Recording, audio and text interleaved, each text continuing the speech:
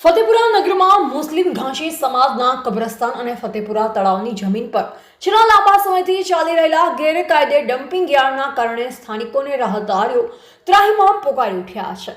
આ ગંભીર જનહિતના પ્રશ્ન અંગે મુસલમાન ઘાંચી સમાજ પંચ અને મુસલમાન વકફ ટ્રસ્ટ ફતેપુરા દ્વારા માનનીય મામલતદાર સાહેબને તાલુકા વિકાસ અધિકારી ટીડીઓ ફતેપુરાને એક લેખિત આવેદનપત્ર પાઠવી ડમ્પિંગ યાર્ડના કચરો સાફ કરવા તેમજ આ સ્થળ તાકીદે બદલવા ઉગ્ર રજૂઆત કરવામાં આવી છે।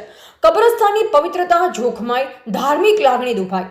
આવેદનપત્રમાં જણાવ્યા અનુસાર ફતેપુરા તળાવની જમીન પર કબ્રસ્તાનની બિલકુલ સામે ગ્રામ પંચાયત ફતેપુરા, કરોડિયા પૂર્વ તથા કાળિયા વલુંડા ગ્રામ પંચાયત દ્વારા પોતાના વિસ્તારનો તમામ કચરો ઠાલવવામાં આવે છે।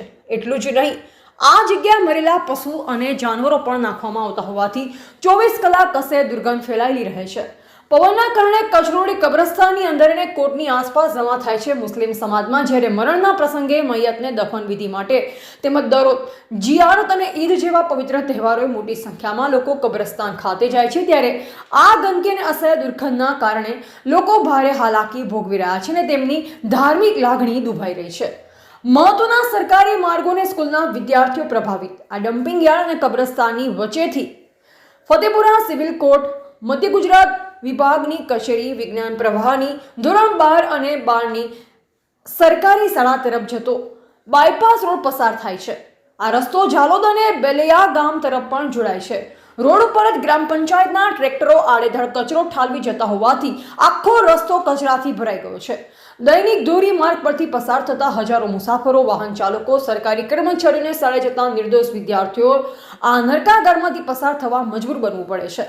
આવેદનપત્રમાં કાયદાકીય મુદ્દો ઉઠાવવા જણાવાયું છે કે નામદાર સરકારશ્રીના મહેસૂલ વિભાગના પરિપત્ર અને જમીન મહેસૂલ કાયદા મુજબ તળાવની જમીનનો ઉપયોગ તળાવ સિવાય અન્ય કોઈ હેતુ માટે કરી શકાતો નથી। આમ છતાં ત્રણેય ગ્રામ પંચાયતો દ્વારા કોઈપણ પ્રકારની મંજૂરી વિના ગેરકાયદેસર રીતે તળાવની જમીન પર ડમ્પિંગ યાર્ડ બનાવી કાયદાનું સરેઆમ ઉલ્લંઘન કરવામાં આવી રહ્યું છે। તંત્ર સમક્ષ વચગાળાના ઉકેલની માંગણી। હાલ આ ડમ્પિંગ યાર્ડ સંપૂર્ણપણે ભરાઈ ગયું હોવાથી તળાવ પણ પુરાઈ જવાની ભીતિ સેવાઈ રહી છે। જ્યાં સુધી નવી સરકારી જમીનમાં કાયમી ડમ્પિંગ યાર્ડ મંજૂર ન થાય ત્યાં સુધી વચગાળાના ઉકેલ તરીકે આ મુજબના પગલાં લેવા માંગ કરવામાં આવી છે। હાલના ડમ્પિંગ યાર્ડનો તમામ કચરો ઝાલોદ અથવા સંતરામપુર નગરપાલિકા વિસ્તારના ડમ્પિંગ યાર્ડ ખાતે ખસેડી સંપૂર્ણ સાફ સફાઈ કરાવી ત્યારબાદ આ જગ્યા ઉપર ઊંડો ખાડો ખોદી કચરો તેમાં નાખી ટ્રેક્ટર જઈ શકે તેવો કામચલાઉ રસ્તો બનાવો, જેથી કચરો બહાર રોડ પર ન ફેલાય અને દુર્ગંધ ઓછી થાય। સંયુક્ત મીટિંગ બોલાવી કાયમી નિકાલ કરવા વિનંતી। મુસલમાન ઘાંચી સમાજના પ્રમુખ અબ્દુલ રજાક ગુલામ મોહમ્મદ પટેલ અને ઉપપ્રમુખ ઇદ્રીસ અહેમદ ગુલાલાની સહી સાથે પાઠવવામાં આવેલા આવેદનપત્રમાં તાલુકા કક્ષાના અધિકારીઓને રૂબરૂ ત્રણેય ગ્રામ પંચાયતના સરપંચશ્રીઓ તથા તલાટી કમ મંત્રીશ્રીઓની એક સંયુક્ત મીટિંગ બોલાવી આ ગંભીર પ્રશ્નનો તાત્કાલિક અને કાયમી ઉકેલ લાવવા નમ્ર અપીલ કરવામાં આવી છે। રિપોર્ટર વિપુલ પ્રજાપતિ।